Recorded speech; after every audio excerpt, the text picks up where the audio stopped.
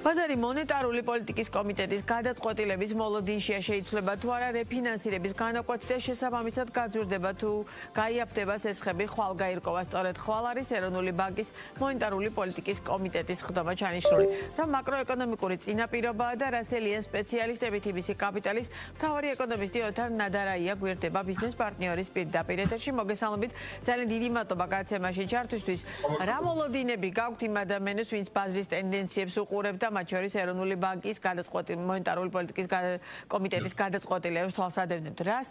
რა გადაწყვეტილებას მიიღებს ხვალ ეროვნული ბანკი? მოგესალმებით კიდევ ერთხელ.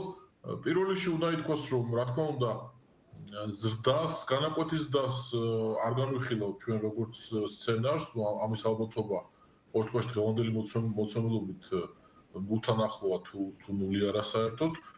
რაც შეეხება შემცირებას ან უცვლელ დატოვებას ალბათ გარკვეული შემცირების ასე ვთქვათ ფანჯარა არსებობს თუმცა აქაც რა თქმა უნდა ბევრი არგუმენტია ორივე მიმართულებით პირველ რიგში როდესაც განაკვეთზე ვსაუბრობთ რა თქმა უნდა ინფლაციაზე არის ხოლმე საუბარი და სამართლიანადაც ამ მხრივ უნდა ითქვას რომ ინფლაცია იზრდება მზარდია ჩვენი პროგნოზით დაახლოებით წლის ბოლოს იქნება 4.5% დაახლოებით, თუმცა მანამდე ასე ვთქვათ თვეებში შეიძლება ითქვას, რომ შეიძლება 5%-საც გადააჭარბოს.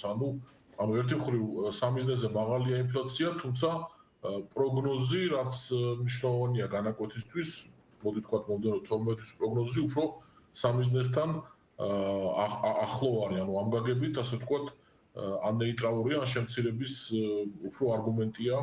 კი ბატონო, ანუ ეს გაძლევთ იმის თქვის საფუძველს, რომ რეალურად ზრდას რეფინანსირების განაკვეთას ცალსახად არ ველოდებით და უფრო შემცირების მოლოდინი გვაქვს ამ ნაწილში.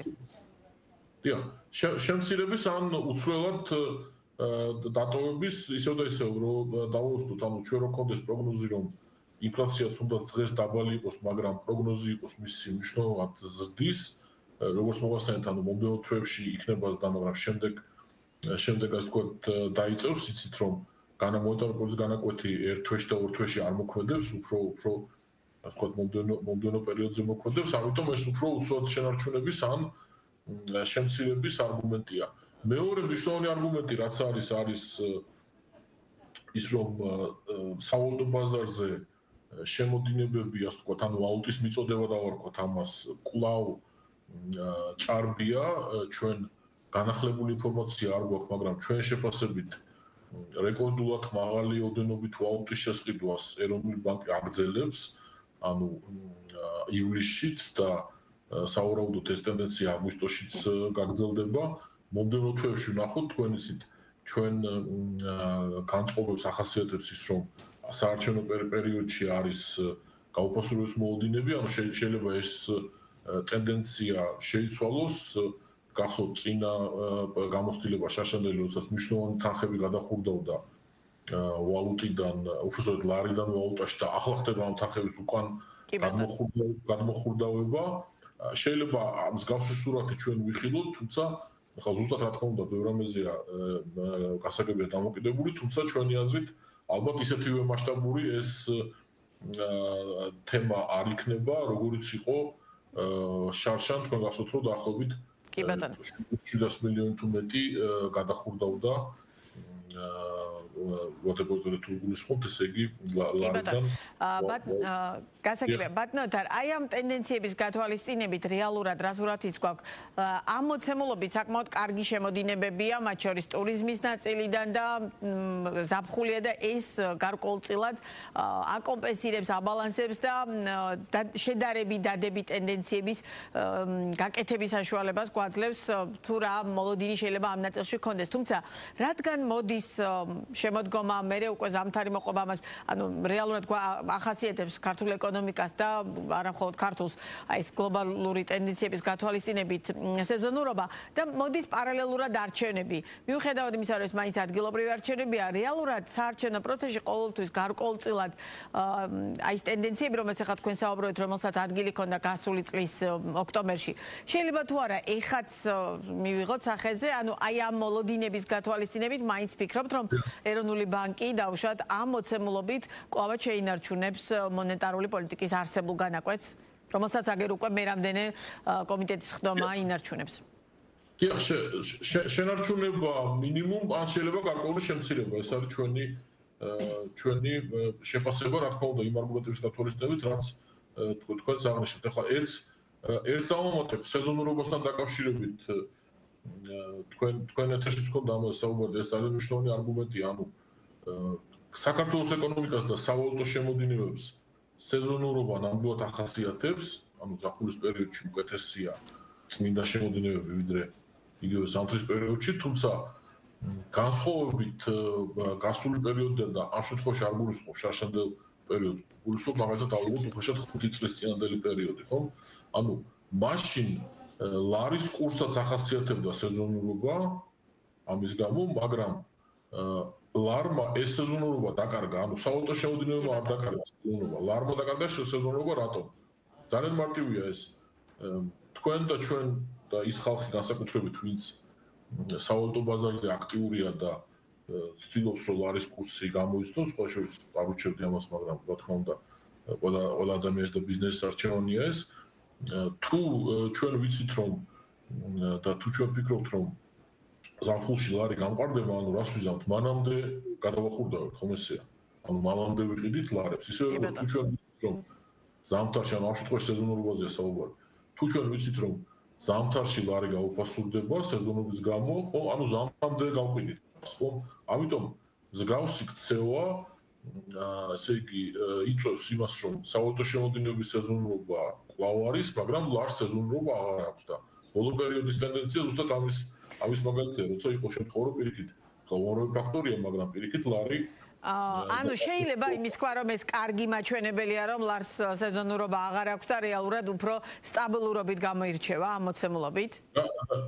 რა თქმა უნდა, შეიძლება ასე ითქვას, როგორ უნდა მივხვდეთ სეზონურობა აქვს თუ არა, თუ ვიცნობ ჩვენს ირგვლივ ხალხს ვიცდილობს რომ ვალუტის კურსი გამოიცნოს და თუ ისინი ფიქრობენ რომ ლარი სეზონური იქნება, ლარი სეზონური არ იქნება, უკაცრავად თურთულად ვთქვათ, მაგრამ კიდევ ერთხელ თუ ჩვენს ირგვლივ არის ხალხი ვინც ცდილობს რომ ვალუტის კურსზე მოიგოს და თეაზრით ლარის სეზონურობა არ იქნება, ლარი უკაცრავად სეზონური იქნება, ხომ? ანუ ისინი ისე გაყიდიან და იყიდიან რომ ამ მერყეობას, ასე ვთქვათ, დავარქვათ ამას ბაზარი დააბალანსებს.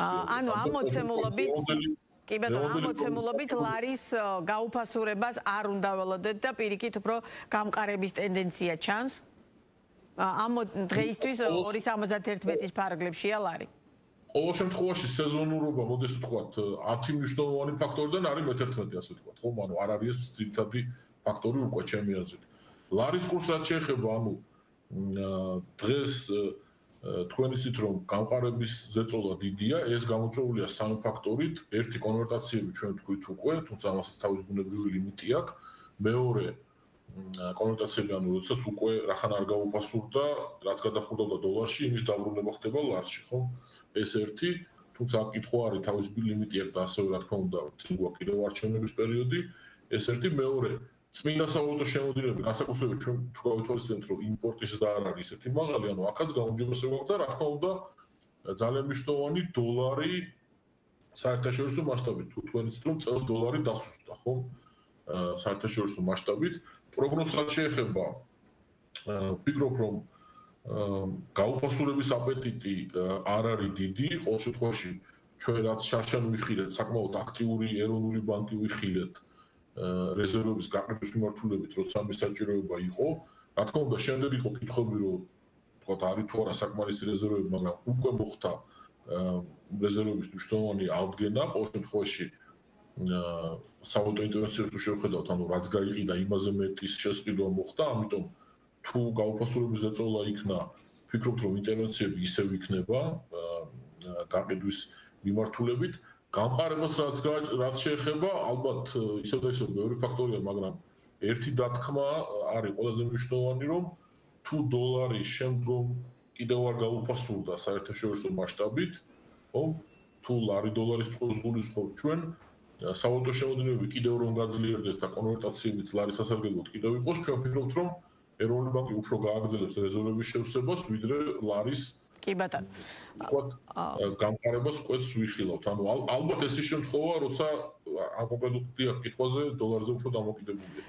და სწორედ დოლარზე დამოკიდებულებაზე მინდა კითხოთ, იმის გათვალისწინებით, რომ ჩვენ უკვე სახეზე გვაქვს ამერიკის შეერთებული შტატებისა და ევროკავშირის შეთანხმება, მიუხედავად იმისა, რომ ამ შეთანხმებას ევროკავშირის წევრი ქვეყნების დიდი უმრავლესობა მიიჩნევს მათთვის არასახარბიელოდ და ისინიც კი ვინც გუშინ ფიქრობდა, რომ შესაძლოა ეს იყო ერთადერთი გამოსავალი დღეს გერმანიის კანცლერი მაქვს ხედელობაში ამბობს, რომ რეალურად ეს მათ მრეწველობას პრაქტიკულად ძალიან მძიმე მდგომარეობაში ჩააყენებს, აღარაფერს ვამბობ საფრანგეთის პრემიერის განცხადებაზე და ამის პარალელურად მიმდინარეობს მოლაპარაკებები ამერიკის შეერთებულ შტატებსა და ჩინეთს შორის, სწორედ აი ამ ტარიფებთან დაკავშირებით, რომ 90-იანი ვადა, რომელიც ბოლოს მათ შორის დაიდო, კიდევ გახანგრძლივდეს, ვიდრე საბოლოო შეთანხმება იქნება მიღწეული. აი ამ პროცესების გათვალისწინებით, რას უნდა ველოდოთ კვლავ დოლარის მიმართებაში, რადგან ამაზე ბევრად არის დამოკიდებული მათ შორის ჩვენი ქვეყნის ეკონომიკა და მთლიანად გლობალურად ტენდენციები, მათ შორის იგივე ლართან მიმართებაშიც, ხო?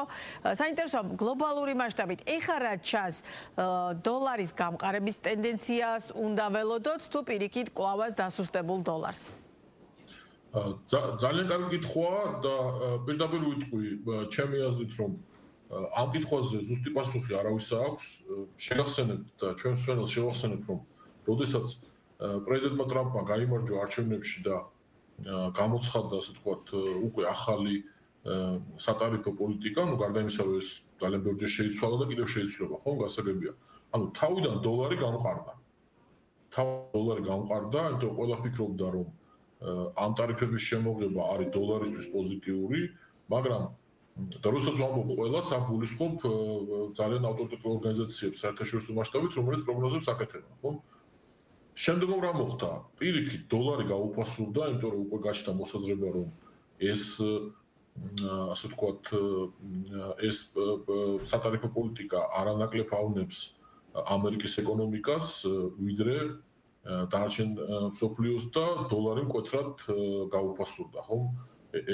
ესეც ვიხილეთ. ანუ გარდა იმისა, რომ ბოლო პერიოდში დოლარი გაუფასურდა, დოლარი იყო საერთაშორისო მასშტაბით ყველაზე მერყევი ვალუტა. ну, გულისხმობ, ვთქვათ, ძირითადი ქვეყნების ვალუტებს. ანუ ყველაზე მერყევი ვალუტა იყო. ამიტომ ჩვენ ნახეთ იგივე, მაგალითად, ერთ მაგალითს ვიტყვით, პერიოდი, როდესაც ამერიკულ დოლარში გრძელვადიანი პროცენტები გაიზარდა, მაგრამ დოლარი გაუფასურდა მაინც, ხო?